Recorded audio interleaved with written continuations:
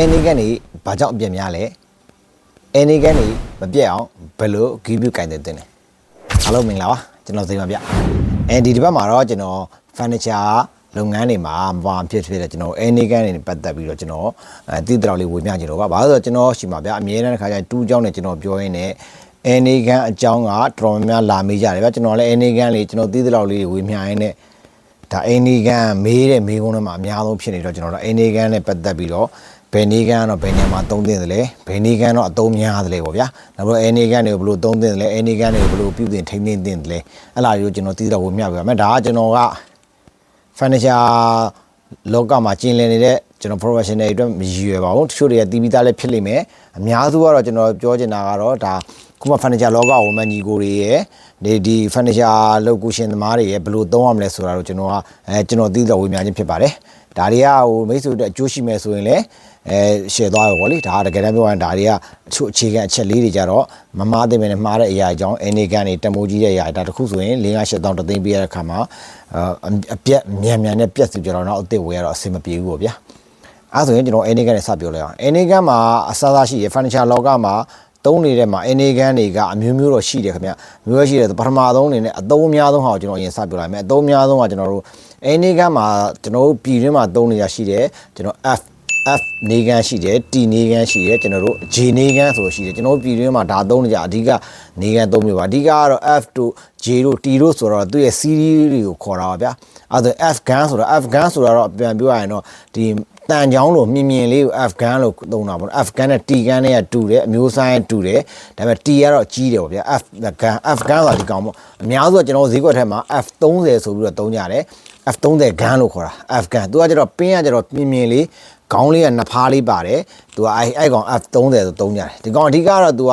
ဒီအများစုသုံးကြတာ F30 သုံးတယ်ဆိုတာသူက F30 ဆိုတာ30ဆိုတာမီလီမီတာအရှိကိုပြောတာပေါ့ဗျာ F ကတော့သူ့ရဲ့ series မြင်လေးခေါင်းမှာနှစ်ဖားသေးသေးလေးပါတယ်ပေါ့ဗျာအဓိကအဲ့မှာကျတော့သူက F15 ရှိမယ် F20 ရှိတယ် F30 ထိသွင်းလို့ရတဲ့သဘောပေါ့သူကတော့ဘယ်နေရာမှာအသုံးပြုလဲဆိုတော့ကျွန်တော်တို့ furniture သမားတွေဆိုရင်18မီလီ15မီလီဆိုရင်ခဏတစ်ဖြုတ်ထိန်းတဲ့ခါမှာသူကတွဲလိုက်တော့ဗျ F30 18မီလီသုံးမှဆိုရင်တွဲမီလီလောက်ကျန်အောင်ပဲဗျအဲ့တော့အထဲတော့အမြုံနဲ့တွဲမီလီလောက်ဝင်သွားမှာဖြစ်တဲ့အတွက်စကူမထိန်းခင်မှာအသာလေး common 6ခင်မှာအသာလေးထိန်းနေမှာ F30 ကိုသုံးတယ်ပေါ့ဗျာဒါ F30 ပေါ့ F gun မှာလည်းကျွန်တော်တို့ AF gun လဲခေါ်တယ်ကျွန်တော်တို့ဒါ mini F gun ဆို mini F တန်နဲ့သုံးတဲ့ဟာလည်းရှိတယ် AF gun လဲခေါ်အဲ့ဒါအပြောက်ပေါ့ဗျာအပြောက်သုံးလာကြတော့ furniture သမားတွေတော်တော်မသုံးကြဘူးမသုံးကြကျွန်တော် sofa သမားတွေပဲသုံးတယ်ဒါပေမဲ့ပြည်တွင်းမှာလည်းအဲ့ဒီအက်ကတော့နည်းနည်းလေးရှားတယ်ဗျာကျွန်တော်ဒီမှာရှိတယ်ဒီမှာဒီကောင်မျိုးလေးပေါ့အဲ့ဒါကျွန်တော်ပြပေးဒီကောင်မျိုးလေးပေါ့ဒီကောင်မျိုးလေးကတော့သူကတော့AF gun ပေါ့ mini gun လို့ခေါ်တယ်သူကဒီမှာမြင်လေးအခလေးကသူကနှစ်ဖားမပါဘူးဒီကောင်ကတော့ဈေးကွက်ထဲမှာရှားလဲရှားပါတယ်အဲ့လဲရှားပါတယ်မှားဝင်မှာဆိုလို့ပေါ့လေဒီကောင်လေးကဒါမျိုးတွေကတော့နည်းနည်းရှားပါတယ်သူကတော့အများစုသုံးကြတာဒီ F30 ပါ F30 သုံးကြပါတယ်ဒီကောင်ကတော့နော်ဒါကတော့ဈေးကွက်ထဲမှာရှိတဲ့ F30 ပေါ့နော်ထပ်သားတွဲတဲ့ခါမှာသုံးတယ်အဲ့ရနဲ့ F30 ပြီးတော့ F နဲ့ပင်းနဲ့ကြီးပြီးတော့အဲ့လောက် T gun ပေါ့ T50 ခေါ်တယ်သူက T gun ခေါ်တယ် T50 ကတော့အဓိက T38 နဲ့ပြည်တွင်းဈေးကွက်မှာရှိတာကT38 ရယ် T50 ဆိုတော့နှစ်မျိုးတော့အလွယ်တကူဝယ်လို့ရတယ်အကအဓိကလေကန်းတွေဝယ်တဲ့ခါမှာအဓိကအားပြီးတော့မှကိုဝယ်တဲ့ဂန်းဒီဈေးကွက်ထဲမှာအကအလွယ်တကူဝယ်လို့ရလားပေါ့အဲ့လားလည်းအဓိကအရေးကြီးတာဒီကောင်ဆိုရင် T50 ကို T38 နဲ့ T50 ထည့်လို့ရတယ် T50 ကတော့ကျွန်တော်တို့ furniture သမားတွေရောကျွန်တော်တို့ sofa သမားတွေရောအသားချင်းမှာအထူးဟွင်းတွဲတဲ့ခါမှာတလက်မထက်ကြော်တဲ့အသားကိုတွဲတဲ့အခါမှာသူကတော့မြုပ်တာပါဗျာ50ဆိုတော့ကျွန်တော်က18မီလီဆိုနောက်အောက်ကို30လောက်တော့ဝင်လိမ့်မယ်အဲ့လိုသဘောပဲဗျာ38လဲတွဲလို့ရတယ်ဒီ50ကပြင်းအက်ကလည်းကြီးတယ်နဖားလည်းကြီးတယ်အဲ့လိုပင်လည်းကြီးတဲ့အတွက်သူကတော့လေဦးလည်းပြင်းပါတယ်ဒီကောင်ကတော့ဈေးကွက်ထဲမှာအလွယ်တကူဝယ်လို့ရပါတယ်ဒီကောင်ကတော့ T50 ပေါ့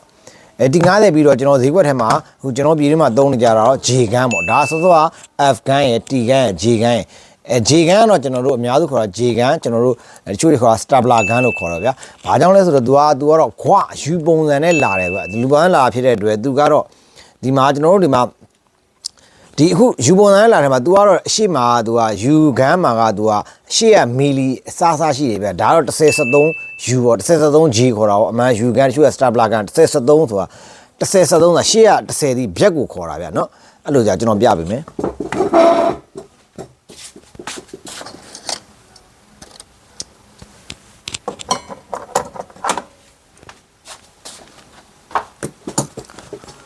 ဒီပါဗျ1073ဆိုတာဒီအရှိကဒီကောင်ကအပ်ဒီလိုထဲမဲ့ဖြစ်တဲ့အတွက်ဒီလိုနောက်ကနေဒီလိုထဲမှာဖြစ်တဲ့အတွက်ဒီမှာဒီလိုထဲမှာဒီအရှိကပြက်ဒီကျွန်တော်က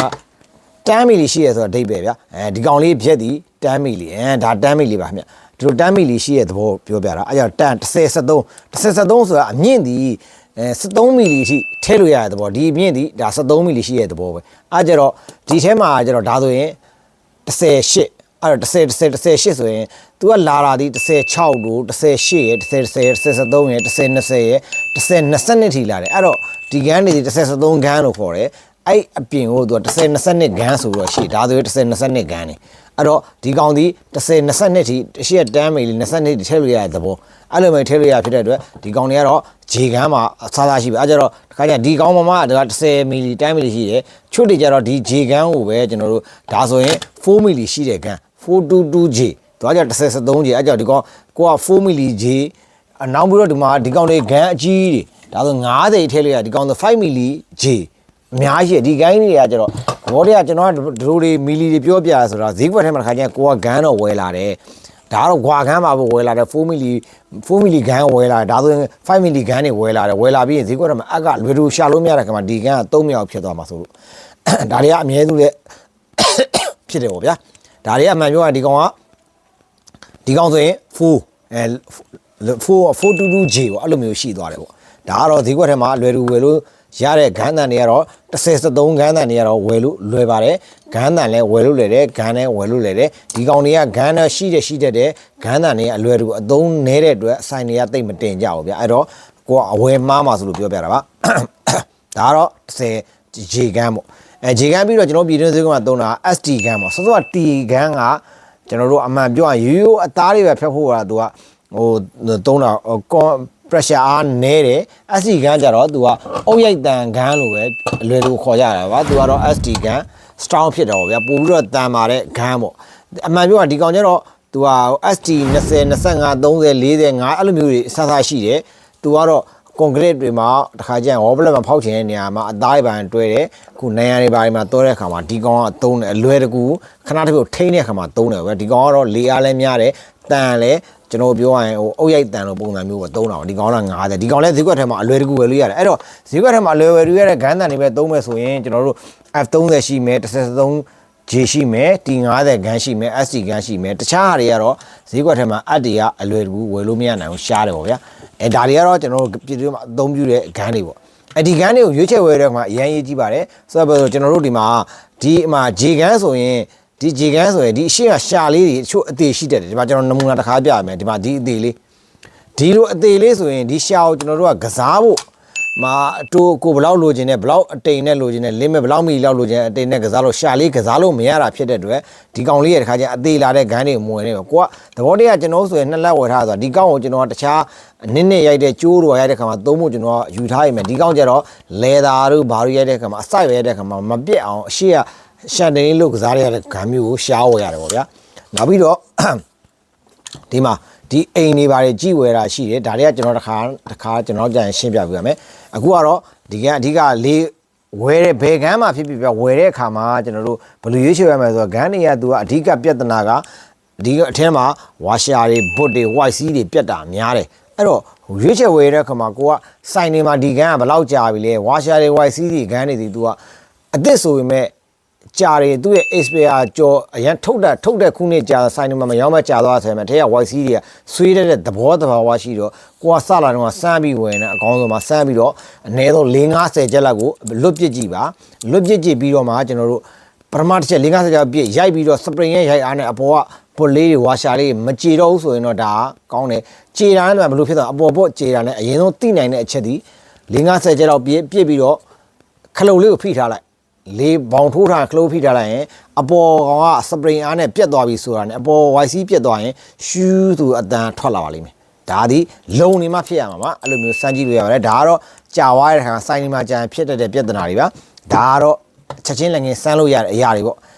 ့နောက်ပိုင်းကျရင်တော့ဒါဒီလိုဝယ်လာပြီဆိုရင်တော့ကျွန်တော်တို့ဘယ်လိုထိန်းသိမ်းဆောက်ရှောက်မလဲလေကန်းတွေအများစုပြတ်တာဆိုတော့ပြောသလိုဝါရှာရဲ့ဘွတ်တွေ YC တွေအဓိကအများစုပြတ်တယ်အဲ့တော့ဘယ်လိုထိန်းဆောက်ရှောက်မလဲဆိုရင်အရင်ဆုံးကျွန်တော်ပြောလို့တာက ဂန်းဝယ်လာတဲ့ဗျာနဲ့သူဂန်းထဲမှာဂန်းဘူးလေး white sea လေးကျွန်တော်စီဘူးလေးတွေပါတယ်လေစီဘူးလေးတွေပါတယ်ဆက်စချင်းမှာဆက်စချင်းသုံးတော့မယ်ဆိုတာနဲ့အဲ့စီဘူးလေးကနည်းနည်းလေးပဲပါတာအဲ့အကုန်လုံးကိုညှစ်ထည့်လိုက်ပါဒီဘူးလေးကိုဒီကနေညှစ်ထည့်လိုက်ပါဒီပင်ကနေအဲ့ရှိသမျှဘူးစီအကုန်လုံးညှစ်ထည့်လိုက်ပါညှစ်ထည့်ပြီးတော့စမ်းကြည့်ရင်ဒီရှေ့ကစီဟွာစီရလည်းစီငွေလေးထွက်လာလိမ့်မယ်ဗျခေါင်းလေးကနေအဲ့စီငွေထွက်တဲ့အဖြစ်ကိုစပါကစားလိုက်ပေးလိုက်ပါဒီထဲမှာအမှန်ဒီထဲမှာ smoke ဖြစ်အောင်လို့မသုံးရကြတဲ့ဟာမှာအထက်မှာစီခန်းနေပြီးချမ်းအချိန်မှာ white sea တွေဘွတ်တွေအစချိန်မှာမနာအောင်လို့ရှိသမျှဘူးအကုန်လုံးညှစ်ထည့်လိုက်ပါပထမတစ်ချိန်မှာညှစ်ထည့်ပြီးတော့မှနောက်ဆက်သုံးတဲ့အပေါ်မူတည်ပြီးတော့ကိုက2ရက်တစ်ခါ1ရက်တစ်ခါစီလေးထည့်ပေးသေးတယ်ပါတယ်အဲ့စီကဘာစီထည့်တင်လဲညစ်ဘူးကစီကုန်သွားရင်ကျွန်တော်တို့အချုပ်စီမှာသုံးတဲ့အစီထည့်တင်တယ် hydraulic စီတို့ထည့်ပေးတင်ပါတယ်စီကမကြထည့်ပေးတင်ပါတယ်အားကြောင့်ပြက်ချင်းအလားတွေပဲဒါကတော့နံပါတ်1ချက်စီထည့်ပေးရမယ်ထိန်းသိမ်းရမယ်ဆိုရင်ပေါ့လေနံပါတ်2ချက်နေကျွန်တော်ဘယ်လိုထိန်းသိမ်းရမလဲဆိုတော့ကျွန်တော်တို့ compressor လာတဲ့လေအိုးရဲ့ရေကိုမကြထုတ်ပေးပါဘာကြောင့်လဲဆိုတော့အဲ့ရဲ့ရေအိုးကလေမထုတ်ပေးခြင်းအပြင်ကျွန်တော် filter ပါဆိုတော့တစ်မျိုးပဲရေကိုထိန်းတဲ့ filter ပါဆိုတော့မလို့ filter မပါဘူးဆိုရင်တော့ကျွန်တော်ဒီအဲ့ရေအိုးတဲ့ရေကိုမကြခဏဖောက်ပေးပါမဖောက်ရင်အဲ့ရနေရေငွေးရဒီထဲကိုလာပြီးတော့ဒီမှာစီခန်းချောက်ပြီးတော့ဒီထဲကဘွတ်တွေဝါရှာတွေ white sea တွေအမြန်ပြက်လွယ်ပါတယ်အဲ့တော့ပြက်တာတော့ပြက်မှာပါဗျစိတ်ပစ္စည်းကတော့မပြက်အောင်ဆိုတော့ကိုကကြနာထိန်းသိမ်းဆောက်ရှောက်မှာမလွယ်ပါဘူးတခါကျရင်ဘွတ်တွေပါတွေကျွန်တော် white sea တို့တွေပစ္စည်းပြက်နေဒီကောင်နဲ့ဘာမှသုံးမရတော့ပါဘူးအဲကြောင့်မို့ဒါတွေကိုရေရှည်အသုံးခံရင်တော့ဆိုတော့ကျွန်တော်ပြောချင်တဲ့စီမကြထဲပါကျွန်တော်တို့ white sea sorry လေးမကြထုတ်ပါဒါကတော့အကောင်းဆုံးကာကွယ်ခြင်းပါပဲโอเคဒါကတော့ကျွန်တော်ဒီဂန်နဲ့ပတ်သက်ပြီးတော့ကျွန်တော်တည်တော့ဝေမျှပေးတာပါကျွန်တော်လိုအပ်တာရှိရင်လည်းကျွန်တော်ဝေဖန်ထောက်ပြနိုင်ပါတယ်သိချင်တာရှိရင်လည်းကျွန်တော် comment မေးမြန်းနိုင်ပါတယ်ကျွန်တော်ဗီဒီယိုဖိုင်တော့ကျွန်တော်ရဲ့ Zain Luxury Furniture YouTube channel မှာလည်းကျွန်တော် subscribe လေးပေးပြီးတော့အဲ့မှာလည်းကျွန်တော်တချို့ဟာတွေတင်ထားပေးပါတယ်ဆိုဖာနဲ့ပတ်သက်တာတင်ထားပေးရခင်ဗျနောက်ရကြရင်2ရင်းနဲ့ပတ်သက်ပြီးကျွန်တော်အသေးသေးတစ်ခုချင်းပြောပြပါမယ်ကျေးဇူးပါနောက်မှပြန်တွေ့ပါခင်ဗျ